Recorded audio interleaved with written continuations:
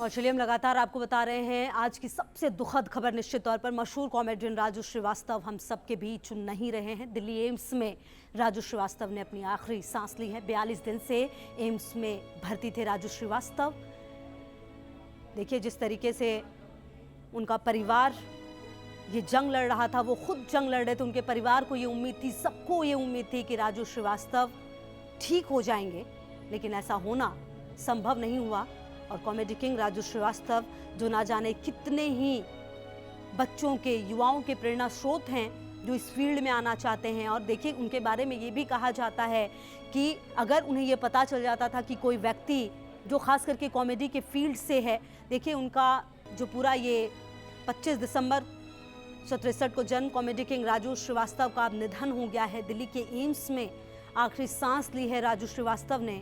42 दिन के इलाज के बाद मौत हो गई है। 10 अगस्त को एडमिट किया गया था उन्हें। और देखिए राजू श्रीवास्तव के बारे में एक बात ये भी जानी जाती है कि जब उन्हें ये पता चल जाता था कि अगर कोई कॉमेडियन खास करके परेशान है, तो वो ये जानते थे कि वो किस वजह से अगर परेशान है तो उसकी परेशानी को ज़रूर दूर करते थे।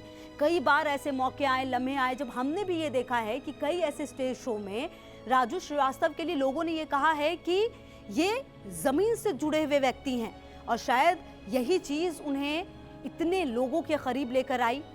देखिए जब एम्स में भर्ती हुए उसके बाद कई ऐसा वक्त आया, कई ऐसा लम्हा आया जब ऐसा लगा कि राजू श्रीवास्तव ठीक हो जाएंगे, लेकिन ऐसा हो ना सका। और अब हम सबके बीच राजू श्रीवास्तव नहीं है, एक याद बनकर रहेंगे, लेकिन निश्चित तौर पर उनका नाम इतिहास के पन्नों में दर्ज होगा, क्योंकि जिस तरह की कॉमेडी उन्होंने की है, जो आजकल का दौर चल रहा है, और जिस तरह से उसमें एक कॉमेडी की एक अलग पहचान राजू श्रीवास्तव ने बनाई। और ना सिर्फ राजू श्रीवास्तव ने अपनी पहचान बनाई, बल्कि कई ऐसे युवाओं को प्रेरित किया इस फील्ड में आने को। एक अच्छी कॉमेडी लोगों के जीवन में देने की कोशिश की उन्होंने, क्योंकि आज लोग जिस तरीके से जी रहे हैं उसमें बहुत ज़्यादा ज़रूरी हो जाता है कॉमेडी का होना।